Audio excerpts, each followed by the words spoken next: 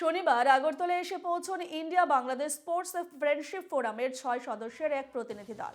3 দিনের সফরে আখাউড়া সীমান্ত দিয়ে তারা আগরতলায় এসে পৌঁছন। ত্রিপুরা এবং বাংলাদেশের মধ্যে খেলাধুলোর সম্পর্ক মজবুত করে তুলতেই ভারত সফর বাংলাদেশের প্রতিনিধি দলের। নেতৃত্বে রয়েছেন বাংলাদেশ ফ্রেন্ডশিপ স্পোর্টস ফোরামের চিফ পেট্রন আতিকুর রহমান মিকু। রাজনৈতিক বলেন, আমাদের স্বাধীনতা আন্দোলনের মূল কেন্দ্রবিন্দু ছিল এই আগরতলা।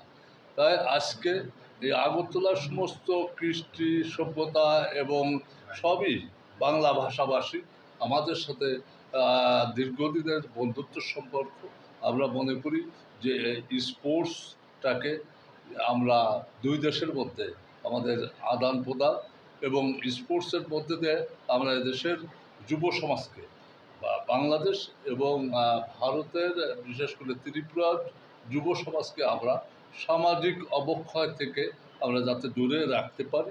আমরা বাংলাদেশে খুব সন্নিকটে আমাদের এখানে, তো আমরা অনেকগুলো টুর্নামেন্ট বাংলাদেশ থেকে তো আসেই প্লেয়াররা যারা ফুটবল খেলতে বিশেষ করে আসে। আমরা চাইছি অনেকগুলো সেগমেন্টের জন্য খেলা হয়। আমরা চাই যে অনেকগুলো টুর্নামেন্ট আমরা ভারতেও করতে পারি, অর্থাৎ ত্রিপুরাতেও করতে পারি, বাংলাদেশেও করতে পারি। তার জন্য একটা প্রপোজাল নিয়ে এসছেন ওনারা। তো আমরা চাই হোক, এটা ভালো উদ্যোগ যে বাংলাদেশের লোকও ত্রিপুরাতে আসবে, এখানকার খেলোয়াড়রাও ওখানে যাবে।